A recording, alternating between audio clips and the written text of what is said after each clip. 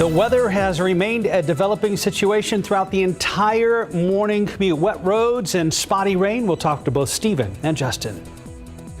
He see that you're in trouble, you know, he'll ask you about yourself later. But right now you're in trouble, he's finna go help you. Family members remembering a young Texas National Guardsman who was found dead after trying to rescue two migrants trying to cross the border. And good morning, I'm Max Massey, and we are here talking about the Little Lockers program, what it means for local students and local families. We're going to have a full recap, what you need to know, in just a bit. But for now, GMSA at 9 a.m. starts right now. Live from KSAT 12, Good Morning San Antonio starts right now. And a good morning to you. It is Tuesday. It is April 26th. We had spotty showers around yesterday, but today we've had downpours here in the downtown area. yes, a lot of rain, and it's nice and cool outside. Really is 56 degrees. It's light jacket weather for a lot of folks. I think so. And that's not going to change really for much of today. I think we're going to continue to see pretty cool temperatures throughout even the afternoon. Now, as far as shower and downpour activity, this should start to wind down a little bit as we get later into today, but still seeing some pretty healthy downpours, especially eastern parts of Bexar County, and this has been the case most of the morning. So we do have flood advisories in effect for another hour and a half or so for this area here outlined in green. Doesn't mean we're seeing a lot of flash flooding, but there's going to be some minor street flooding in this area. And you look at some of the heavier rain, it's been right along Highway 87, so China Grove over towards the Atkins area is where we've seen some of that heaviest of the rain. Not seeing a lot of lightning and thunder with this. This is mostly just good, steady rainfall that's going to add up to maybe 3 or 4 inches before it's all said and done. You look at the rest of San Antonio here, we're still seeing some showers up and down Highway 281, but these are starting to sort of reduce in coverage a little bit. We're seeing less and less. Still, the roads are going to be wet for many of our freeways, and Stephen will talk more about that here in just a second. But the showers, as I mentioned, will be around for another couple of hours. Temperatures are cool, 56 degrees at the airport, 59 New Braunfels, 56 Kerrville, 58 right now in Uvalde, 56 Helotes, 59 Rio Medina. And the temperatures will struggle to get out of the 60s today if we do at all. Pollen count is in, as we suspected. Mold's jumped up, 9,480. Oak has dropped, thankfully, I think due to the rain, 370 moderate. Pecan is also moderate at 110, and Pine is low. Looking at today's forecast, noontime, 64, 20% chance of rain. So those rain chances start to come down. Temperatures near 70 by 5 o'clock. We could see a few peaks of sun. And then as we head into this evening, temperatures in the 60s still. We'll see some gusty northeasterly winds throughout the rest of the day as well.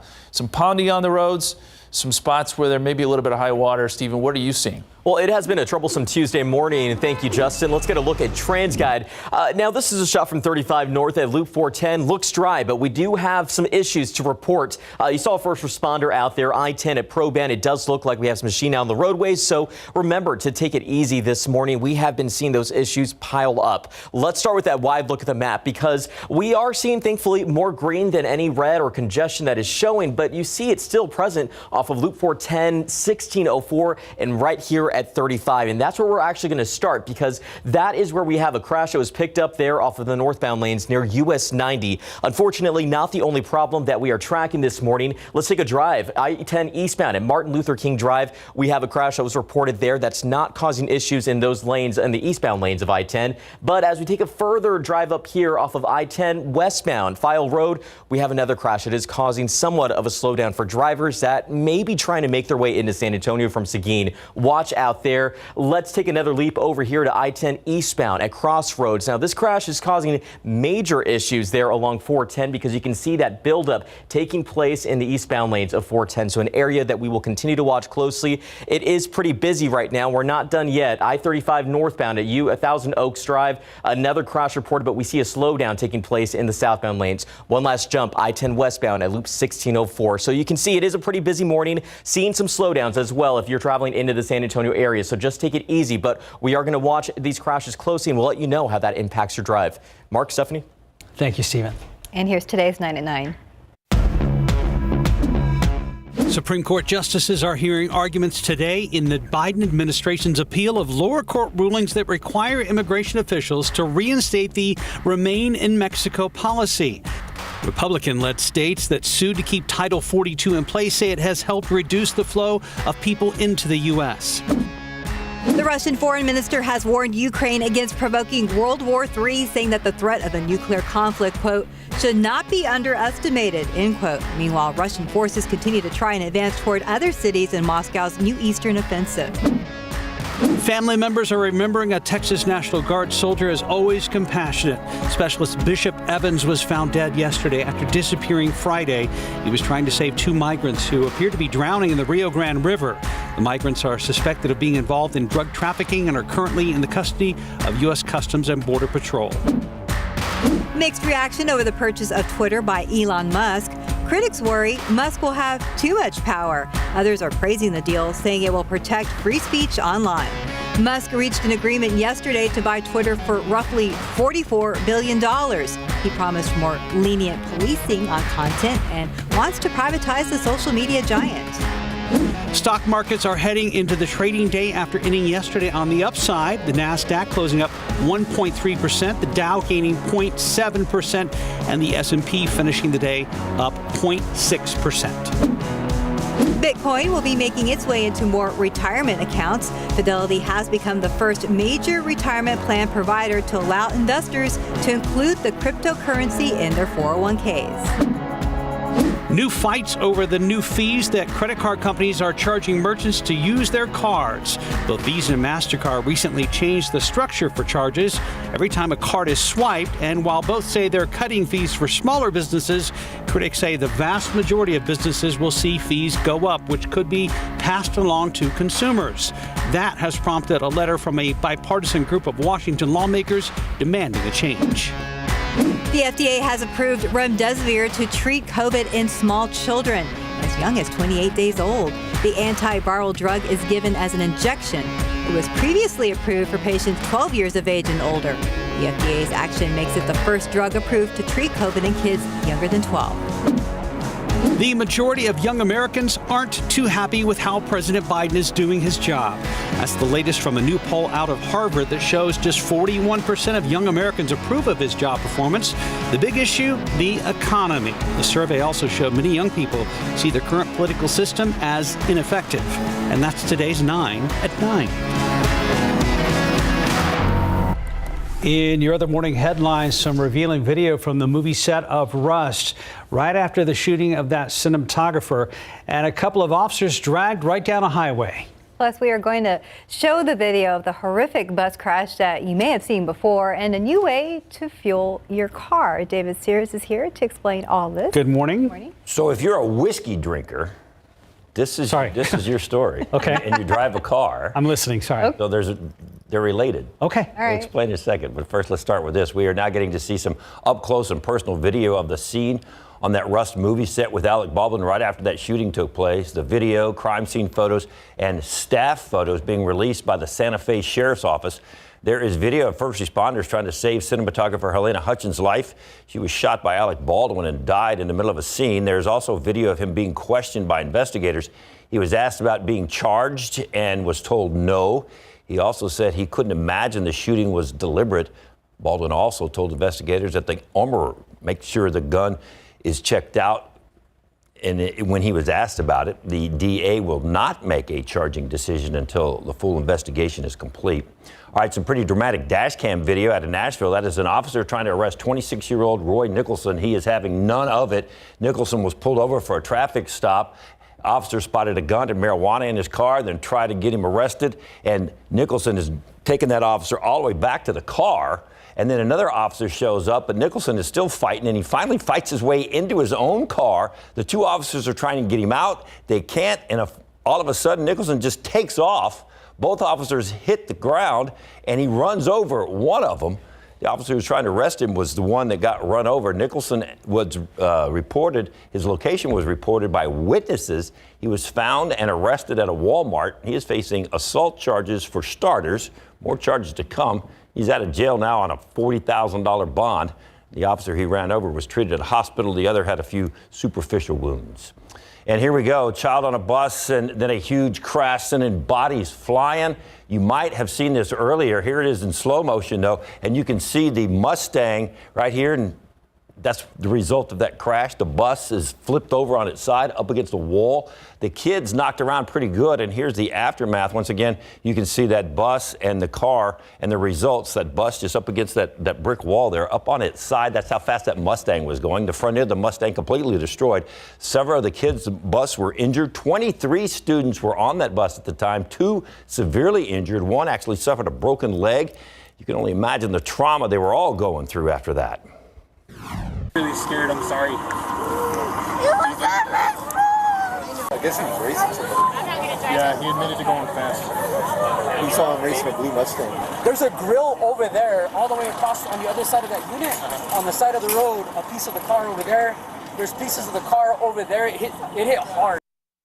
Absolutely incredible that there were not more severe injuries. Investigators say it looks like the driver had the car up to about 110 miles an hour at one point, and he hit the bus somewhere between 65 and 80 miles an hour. Hit it hard enough to knock it on its side. Look at there it is again in slow motion. Looks like the driver of the Mustang is going to be okay as well.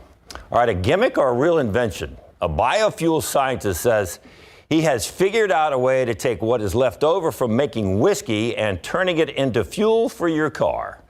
The solid byproduct of whiskey is called draff. It is used for animal feed or is just tossed in a landfill somewhere. So the scientists came up with a fermentation process that changes the waste into biochemicals and can be used to replace oil-based products, including diesel. Apparently, there are some whiskey-fueled trucks in Scotland, and they say carbon emissions are reduced by 90%. The scientist also says it can be an alternative to oil in plastics, cosmetics, pharmaceuticals, clothing, and electronics. So that begs the question, is he invested in a whiskey maker and looking for some publicity, or is this a legit thing? Could be both. Probably a little bit. And how much more whiskey is going to have to be sold and consumed in order to use it for fuel for your vehicle? Quite the conundrum, Mr. Sears. So I know, it's interesting. Very interesting. So fuel for your body, fuel for your car. Your car? That's the spirit. Little for me, little for you. It's not what you picture at the gas station, though. It won't be like that. Oh my gosh. Thank you, David. 9:10 right now, about 56 degrees. And coming up after the break, we're going to be joined by Max Massey, who is out at Loma Park Elementary to talk more about the SAS Little Locker project and how it helps so many students in our area. Welcome back. Last week, we introduced you to the SAS program and told you that students at 10 San Antonio schools will have the chance to boost their education thanks to grant money donated by the local nonprofit organization. Max Massey joins us live from Loma Park Elementary School to introduce us to the Little Lockers program. Good morning. Good morning, guys. All right, so take a look. This is a little locker. I'm gonna see if I can go in there, find a book that I'm interested in. I'm going Batman. Learn Spanish with Batman? This is fantastic. Let's take a look. We got everything in here. I might actually use this book. Joining here with Danielle, you picked out a couple books too. Yes, I got Pokemon and Goosebumps because I'm cool, I'm hip, I know what all the kids are reading nowadays. Got it. So. Pokemon, both are kind of from my generation, so this is good. I feel good about it. All right, so tell us about the Little Locker program. How did it start? Why is it so important? So we started it in 2020, right before the pandemic hit, and for us, we really wanted to help the districts that we serve increase their literacy push. Being able to have access to books year-round, even during the long breaks like winter break, spring break, summertime, really being able to come up to their local school or parent center for the district and being able to grab a book, read, not have screen time, and really just kind of continue that learning throughout the summer and those breaks so that they don't lose anything. And it's not just books. I do have some cool bookmarks in here, but also arts and crafts. Yes, so during the summertime, we also, besides books, we will also have arts and crafts, outdoor activities like frisbee, sidewalk chalk, really to kind of help increase creativity, reduce screen time, and really just encourage them to have fun during the summer without having to do anything with electronics. Okay, now this is not the only Little Locker program. No, we have 15 across San Antonio within 4 different school districts. Edgewood ISD, Harlandale, San Antonio, and South San ISD all have Little Lockers.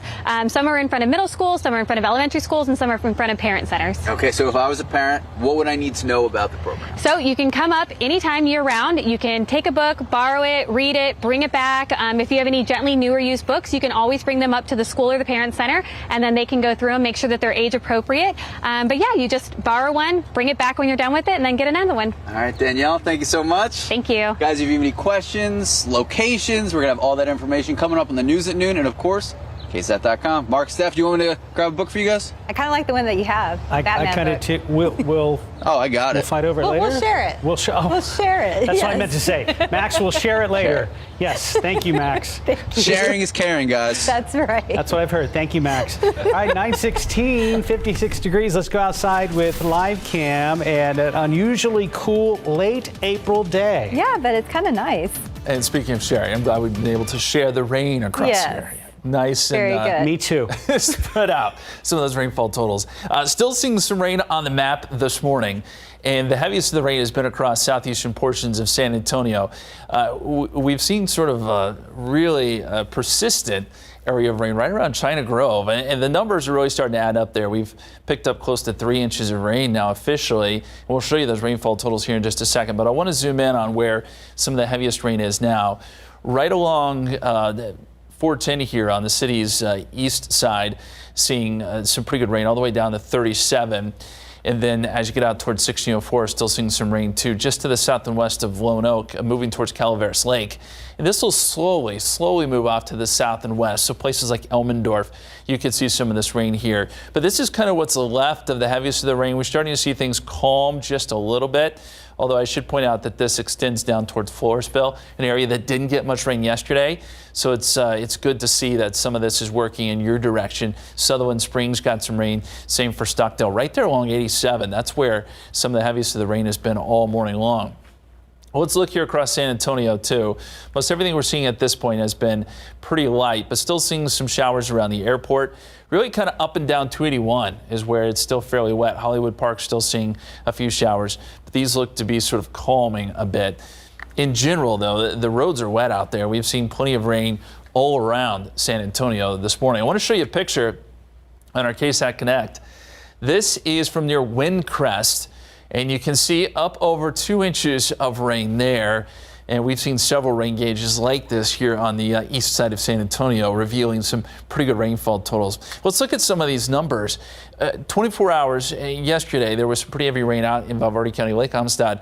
Over 5 inches of rain, and that is very much needed out there. Eagle Pass 1.8, Kerrville 0.86, Luling 1.2, Yoakum was over 3 inches, and then you have those big totals we were just mentioning. So Garden Ridge, one of the biggest numbers we've seen here over the last 24 hours, 3.78 inches. Randolph over 3 inches. St. Hedwig still seeing some rain, but at last check 2.6. The airport was at 0.8. Now as you go into western portions of the county, the numbers were a little bit lower, but at least everyone, for the most part, did get at least a little bit. Let's look at the forecast now. And we'll take you through, say, midday, and we'll still see some showers around. But I think as we get into the afternoon, you'll see less and less, and we may start to see a few breaks in the clouds. Still, it's going to be mostly an overcast day, and that will keep temperatures down. Rain chances 20% noontime, 64, and then we may only make it up to about 70 or so this afternoon with some peaks of sun. Some very small rain chances going into this evening, but I think the rain really starts to wind down. Take a look at the time lapse, and you can see kind of the off and on rain. We had more showers overnight and a few more this morning. 57 right now, still reporting showers at the airport. And the cloud cover, pretty significant. It's going to take some time for any of this to break up, and temperatures still in the 50s in a lot of spots. 56 Bulverde, 59 in Braunfels, 60 in Seguin. And the long-term forecast here, we will see some warmer conditions tomorrow. And then as we get into Thursday and Friday, it's almost hot. We'll have temperatures near 90. Our next storm system drops in maybe Saturday afternoon. It depends on how close this frontal boundary gets, but that may help to kick up a storm or two. Right now, just a 20% chance of rain. So 80 tomorrow, 85 Thursday, close to 90 by Friday and Saturday. And there's that small chance showing up on Saturday, guys. All right, we'll enjoy the cool weather while we can. That's right. Thanks, Justin. 9:20, about 56 degrees. And still ahead on GMSA at 9, the story of one girl who survived pediatric pancreatitis and has made it her mission to help other children diagnosed with the same disease. 9:23, Rebecca Taylor was diagnosed with pediatric pancreatitis when she was just 7 years old. Shortly after that, she had to have her pancreas removed. The doctors told her family she would not survive, and she nearly didn't. Now she's 19 years old, and she has raised over $2 million to help other children with her disease. Sarah Costa spoke with Rebecca about her nonprofit called Rebecca's Wish and how it's that purpose that is keeping her going. For 12 years, Rebecca Taylor has been fighting for her life every day thanks to pediatric pancreatitis. There is no cure for the painful disease. She has been on a feeding tube most of her life, had her pancreas removed, and is extremely high risk when it comes to any infection or other illness. 120 surgeries and procedures, 7.5 organs missing that have been removed. Over 1,300 days in a hospital, checked into a hospital. When I spoke to Rebecca, she had just had special permission to leave the hospital to do at-home treatment so she could go back to College Station to finish out her freshman year at Texas A&M University. I'm just so happy to be at school right now. That's all I can think about. And I'm going to continue to just choose to focus on that. She is majoring in biomedical engineering and hopes to go to medical school to find a cure for the disease that has plagued her, but most importantly to her, to help cure the hundreds of other children who suffer from it. If I can't help myself, I can at least help hundreds of other kids through this. It's why in 2017, with the help of the Make-A-Wish Foundation, she held a gala fundraiser. That fundraiser has turned into a full-blown nonprofit called Rebecca's Wish that has raised more than $2 million. We are doing research. We're helping with the National Pancreas Foundation and Mission Cure to try to get the first drug-targeted therapies for the pancreas. As hard as it is for Christian to see her daughter in constant physical pain and at times be apart from her other 2 sons and husband while caring for Rebecca in the hospital, she too remains resilient, knowing the work from Rebecca's Wish will help thousands of other families fight pediatric pancreatitis. Seeing that their lives don't have to be what ours was 12 years ago makes us beyond happy. And you can help Rebecca's Wish by attending their latest event, Wild for Wishes, Saturday, April 30th at the San Antonio Zoo from 6 p.m. to 11 p.m. You'll not only enjoy rare animal encounters and treats, but also meet and support the pancreatitis patients and their families, sponsored by the nonprofit.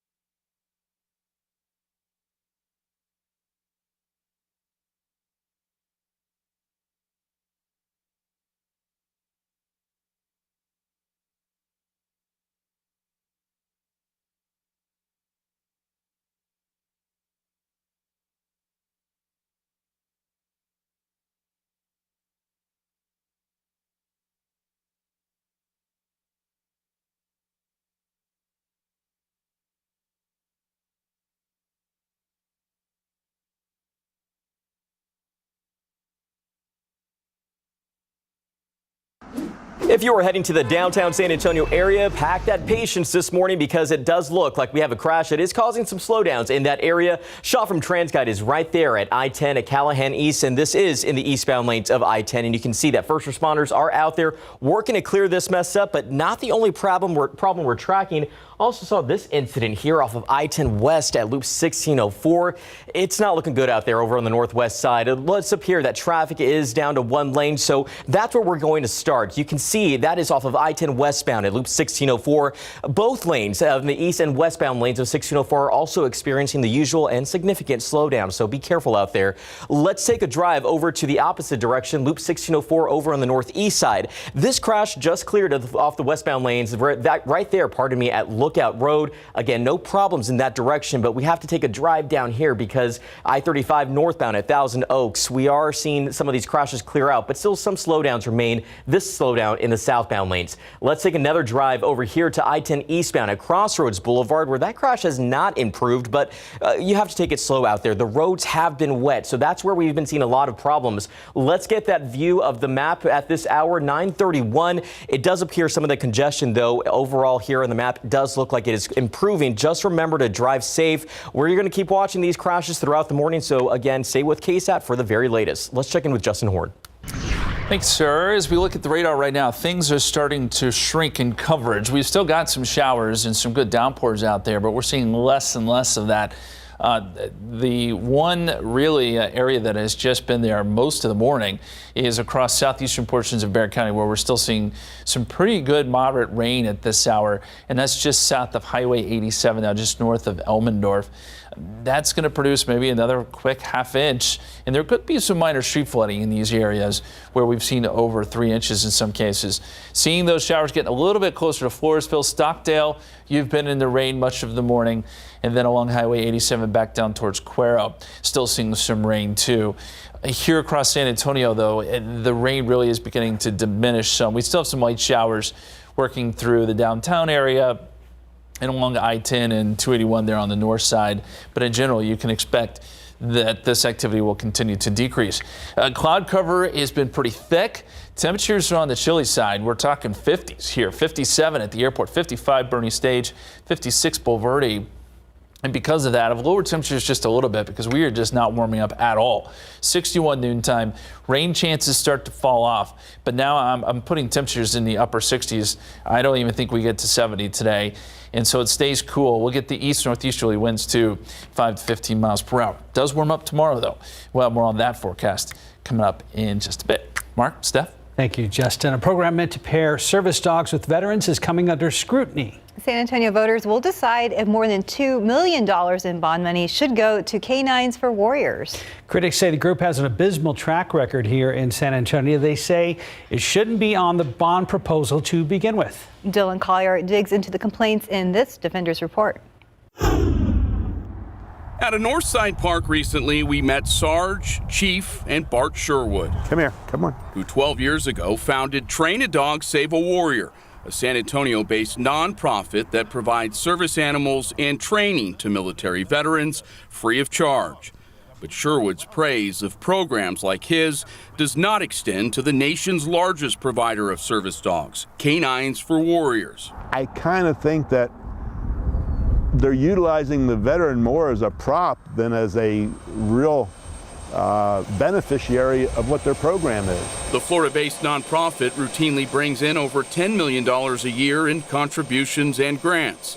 Since 2019, it's had a presence here in San Antonio, leasing more than 3 acres of city land next to animal care services. According to Canines for Warriors, dogs are transferred from ACS and other local agencies to its San Antonio facility for care and training before being matched with veterans nationwide. I think when you start the retailing of service dogs to other areas rather than where they're supposed to be, especially if you've got a bond that's building the facility for the training of that dog, what is the benefit to San Antonio? It's a project that aims to reduce euthanizations among large-sized dogs while also reducing veteran suicides. Local voters will decide whether to give Canines for Warriors $2.25 million in bond money, which would then be matched by the nonprofit to construct a second building on the property, more than doubling its number of kennels. San Antonio resident Shannon St. Cyr says council signed off on a possible expansion of the dog program without a proper vetting of what it's done in San Antonio to date. It's not surprising to me, these people on city council and how they're spending our money. They're just not good stewards of San Antonio taxpayer money. So who introduced San Antonio to Canines for Warriors? It was this man, District 8 City Councilman Manny Pelaez, whose friendship with the nonprofit CEO Rory Diamond dates back to their time together in the 2017 Presidential Leadership Scholars Program. We found an innovative way to pull hundreds of dogs from the possibility of euthanization and put them in the hands of veterans all over the country for the purpose of preventing their suicides. Communication records show Pelaez was the driving force behind bringing the program here, setting Diamond's itinerary for a visit in 2018 and introducing him in 2019 to the attorney the nonprofit later hired. Last year, Pelaez texted Diamond that they should bring on board lobbyist Aaron Bly, who, sure enough, registered with the city 11 days later to represent Canines for Warriors. Pelaez defended his cozy relationship with Diamond, a city councilman in Jacksonville, Florida, saying Canines for Warriors is head and shoulders above similar service dog groups. There aren't any other local organizations that were ready to pull dogs and help solve the euthanization problem at the same scale that this organization was going to do, right? In October, the organization told San Antonio City Manager Eric Walsh over 100 shelter dogs had been rescued to date in partnership with Animal Care Services. By December, in a memo sent to Facilities Bond Committee members, Deputy City Manager Maria Villagomez had reduced that figure to just 60. Canines for Warriors officials now concede from 2019 to the end of 2021, they transferred 71 dogs out of ACS, only 19 of which were deemed suitable for the program. All, as Pelaez contends, the charity is hitting its marks and exceeding expectations here, despite a lease agreement which calls on the nonprofit to make good faith efforts to transfer 200 dogs from ACS each year. The data does not back up any of that. They have not met the mark in terms of number of transfers in the lease agreement, which should be 200 per year, and it hasn't been hundreds of dogs, though. So why say that publicly during a council meeting? Because it's true, right? Because the world changed post-COVID. Despite that blip, I think that they did a stellar job. So tonight on the Night Beat, part 2 of Dylan's investigation. He uncovers criticism of the project, including from one of the San Antonio residents who approved the expansion project to be on the 2022 bond. And at 10, the CEO of Canines for Warriors defends his charity's work, while San Antonio Councilman Manny Pelaez explains his support of the nonprofit despite not meeting its goal of the number of local dogs transferred into its care.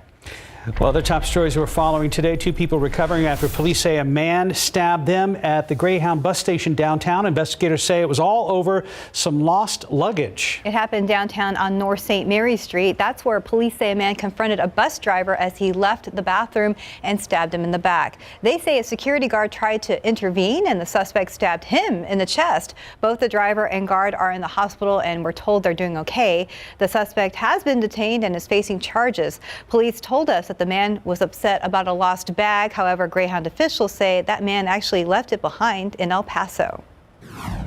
Also overnight, a shooting investigation in far southwest Bexar County. Sheriff's office says they were called to Griffin Road near Kirby Lake and Pearsall Road just after 12:30 this morning.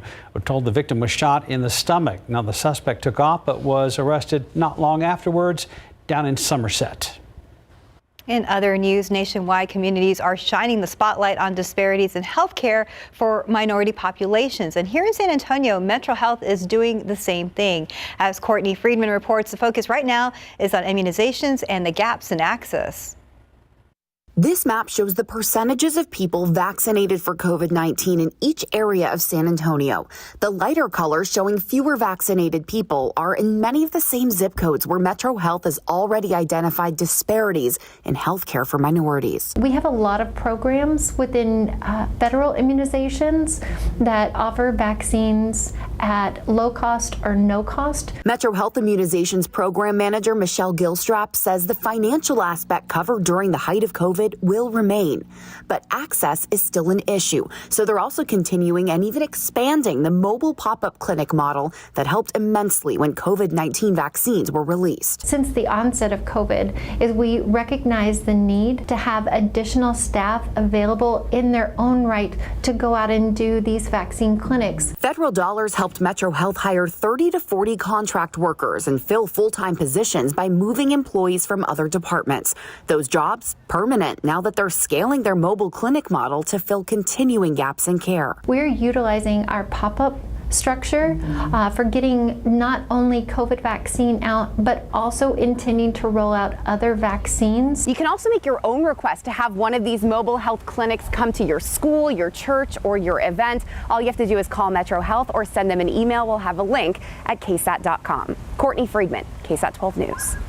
9:41, about 57 degrees. You're watching GMSA at 9. Coming up next, with Netflix losing a chunk of its subscribers, what this could mean for the future of all streaming platforms. We're going to explain after the break. 9:44, one of the largest streaming platforms in the world is dealing with major losses. Netflix has lost a chunk of its subscribers and expects to lose millions more this year. And experts say it's a growing trend with more households cutting streaming services in response to inflation. CNN's Isabel Rosales gives us a look at what this could mean for the future of streaming. American households are tightening their budgets and streaming services are taking a hit. It's just a really messy moment in the market with changing consumer behaviors. Last week, Netflix announced it lost 200,000 subscribers in the first quarter and says it expects to lose a huge 2 million subscribers before July. A new survey conducted by research firm Momentive and CNBC found 35% of Americans cut a monthly subscription to rein in their spending, while another 36% are considering it. Another survey done in the UK by research firm Kantar found some services, like Disney Plus, are struggling to keep up with Netflix, which was still first choice for consumers to keep. Experts say it's evidence that Disney Plus is still trying to figure out what people want to watch. The popular ABC show Dancing with the Stars will air exclusively on Disney Plus starting in the fall. If the only thing that your library has is kids' content, or Marvel content or Pixar content, there's a difficult question of how do you keep audiences happy? And it's not just U.S. households cutting back. According to Kantar, people in Britain canceled 1.5 million subscriptions this year. You have obviously inflation and the war and a lot of uncertainty in the marketplace. So what else is to blame? Streaming services boomed during the pandemic. But that's changing with a return to normal and inflation rising. Experts also point to a behavioral shift among younger generations. And YouTube is free. And YouTube's usage ticked up in the U.S. in March 2022 more than Netflix's. For today's Consumer Watch, I'm Isabel Rosales. And taking a look outside with live cam. Things are still a little bit chilly out there at 57 degrees, but it's kind of nice, being the end of April here. Not bad at all. I'm just going to be real honest with you. This is good take a nap weather. Not saying you should, but if you can. Perfect. Right. Perfect for that. The aquifer, it really did improve after some rain last couple days. We're up 0.7 of a foot, and this is really great to see. We're at 647.6, still within stage 2 restrictions, but this is the first time in a long while that we've seen the aquifer take a big jump up. And we needed that. We needed this rain in the worst way, and it's been very welcome. Most of it has come in the form of some decent downpours. We continue to see that this morning, especially north of 181 and just south of 87 there. That's where we're still getting some decent, moderate to maybe heavy rain. Everything else is pretty light at this point. Lavernia, the rain is ending for you. And then Stockdale, most of the rain is pushed to your south. Poth, we've got a few showers there for you along 181.